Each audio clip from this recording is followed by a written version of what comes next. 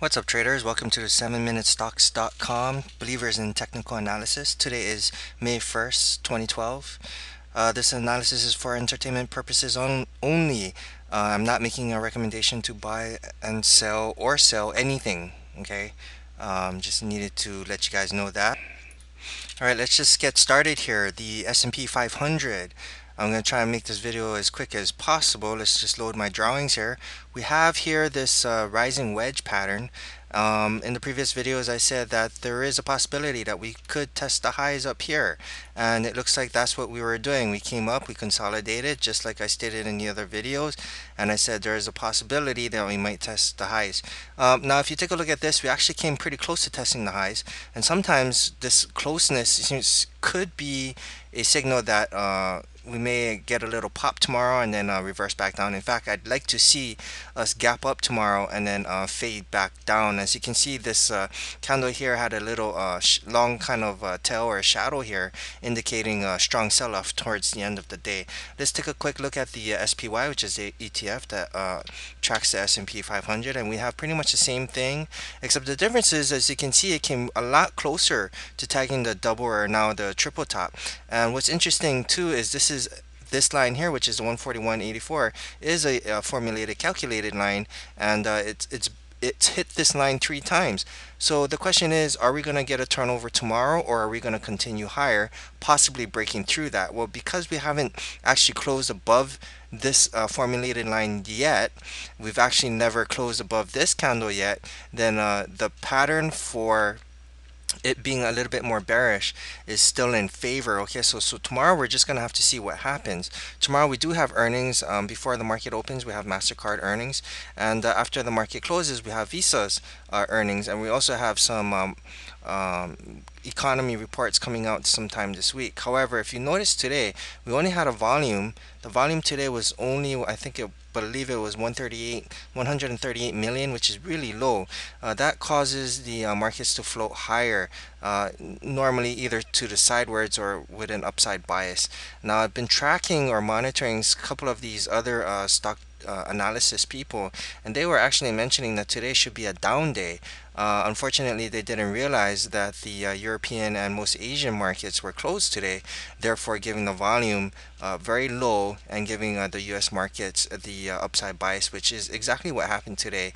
We came up and then we just sold right off. One thing we wanted to take a look at is the old market leader, which was Apple, actually could not hold its gains. I mean, if you look at the 10-minute chart here, we'll easily see here that we started off really strong in the morning. We created this consolidation pattern to actually go higher. This pattern failed, and when you have a failed pattern, what you have is a big move to the downside.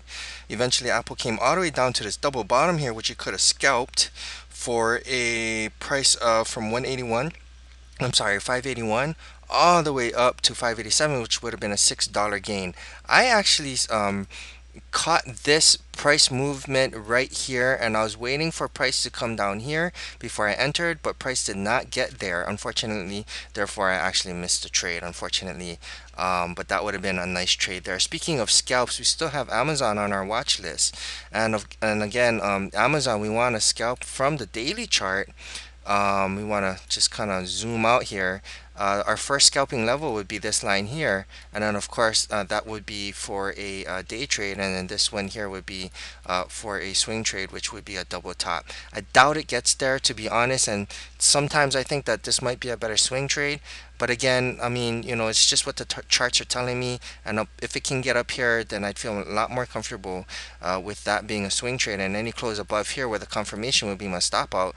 If I actually do a swing trade over here and then my stop out's all the way over there, then you can see how the risk reward, I try to get it as close as to my stop out as possible before I enter in any stock. Therefore, I only lose a little bit if it were to go against me. And since we're talking about stocks, I'm just going to bring up the AXP, which is one I mentioned.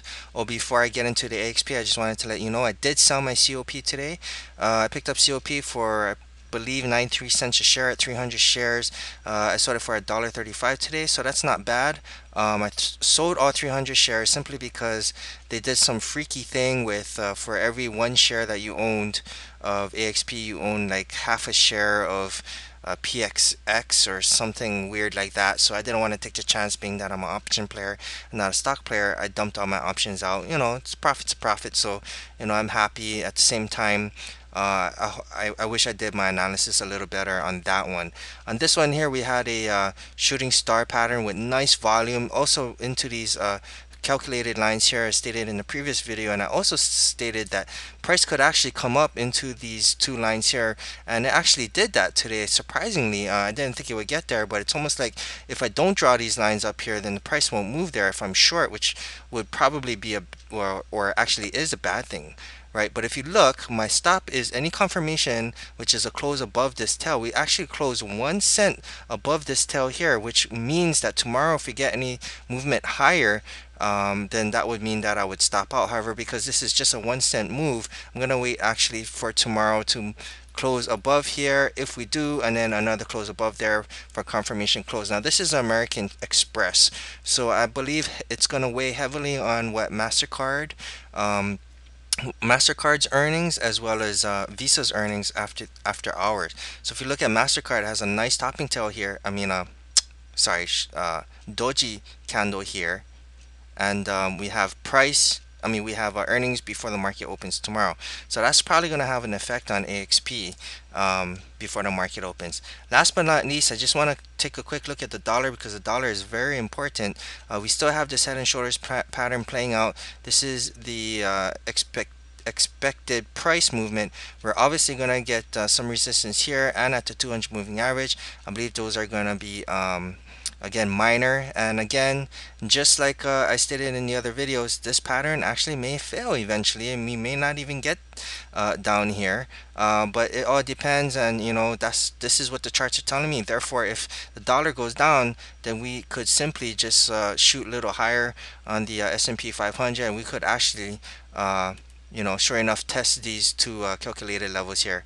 And if that happens, I'm expecting a bounce. If not, and we close above, then this whole bearish sentiment, I mean, obviously we're going to need to confirmation above that. This whole bearish sentiment would be negated. Okay, so that is your 7-minute stock update. We'll see you in the next video.